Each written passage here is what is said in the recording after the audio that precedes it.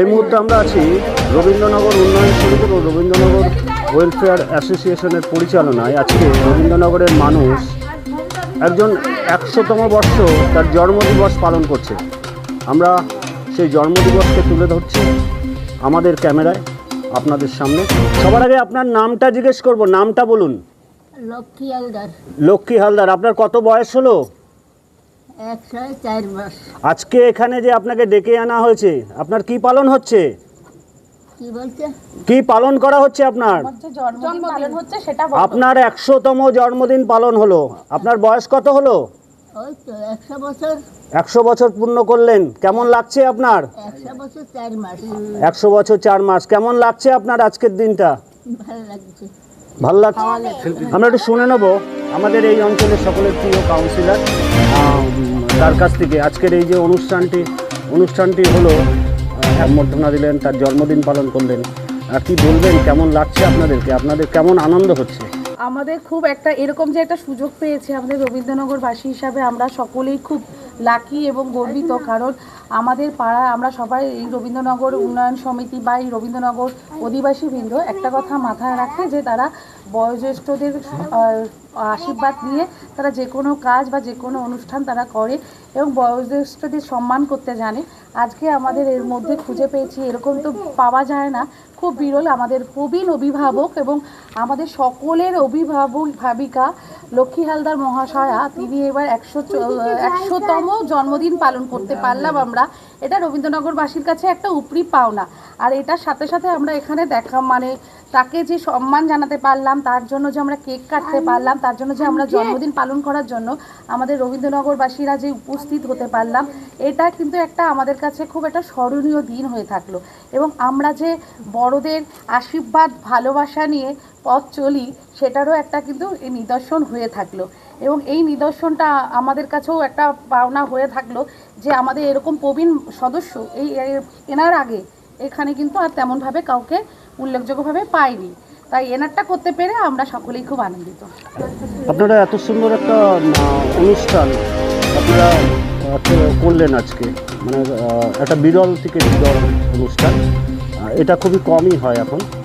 যে কোনো মানুষ বৃদ্ধ মানুষকে দেখাই এখন, তাকে দেখাশোনা করার মতনই মানুষ থাকে না। সেই জায়গায় দাঁড়িয়ে আপনাদের চিন্তাভাবনাটা একটু অন্যতম।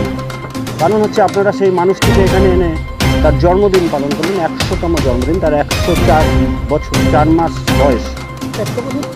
100 বছর 4 মাস বয়স। সেই জায়গাটা দাঁড়িয়ে এই চিন্তাধারাটা আপনারা কোথায় থেকে পেলেন? এই চিন্তাধারাটা দেখুন, আমরা সবসময় চেষ্টা করি একটা অনন্যতম কোনো চিন্তাধারা আনতে। তো তার ভেতরে আমরা যে সমস্ত বিভিন্ন আমরা সামাজিক ক্রিয়াকর্মে জড়িত থাকি। এবং সবথেকে বড় জিনিস হচ্ছে আমরা যে এই ঠাকুমার, মানে আমরা সবাই পাড়ার ঠাকুমাই বলি, তো এই ঠাকুমার জন্য যে আমরা যে এই জন্মদিনটা আমরা 100 বছরের জন্মদিন যে পালন করতে পেরেছি, এটা আমাদের কাছে বিশাল পাওনা। এবং এতে সমস্ত আমাদের রবীন্দ্রনগরের অধিবাসীরা প্রত্যেকে খুব আনন্দিত এবং তারা খুবই উচ্ছ্বসিত। আগামী দিন যারা বয়স্ক মানুষ আরও আছেন, সমস্যায় আছেন, খালি 100 বছর পালন করলে তো হবে না।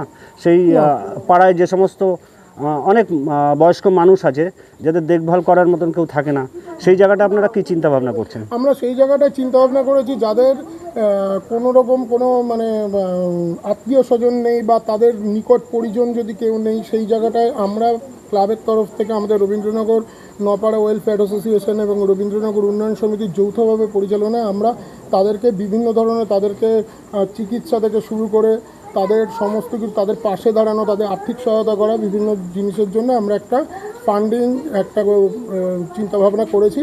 যে চিন্তাভাবনার মাধ্যমে মানে আমরা তাদেরকে যতদিন ওনারা বাঁচবেন সুস্থ স্বাভাবিকভাবে এবং সাধারণ মানুষের ভেতরে আনন্দের সাথে বসবাস করবে। সকলের পাশেই আপনারা থাকার অঙ্গীকার করছেন? আমরা সকলের পাশে থাকার অঙ্গীকার করছি। আজকে একজন মানুষের, আপনাদের পাড়ার, আপনি তো একজন বয়স্ক মানুষ, তা সত্ত্বেও আপনারা একটা বয়স্ক মানুষের যার 100তম বর্ষ জন্মদিন পালন করলেন, তাকে মিষ্টিমুখ করলেন পায়েস দিয়ে এবং অনেক উপহার তার হাতে তুলে দিলেন। কেমন লাগছে আপনাদের? আমার ভালো লাগছে, যেহেতু আমরা এরকম কোনো কাজ, সোশ্যাল কাজ করতে পারি না।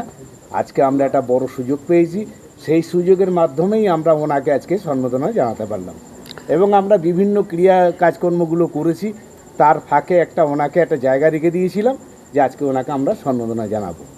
আমার খুবই ভালো লাগছে, এরকম কাজ যদি ছেলেরা যারা থাকবে পরবর্তীকালে তারা যদি এই জিনিসগুলো ঠিক সঠিকভাবে করতে পারে, আমার মনে হয় যে আর এই জিনিসটা খুব ভালো জিনিসই এটা হবে।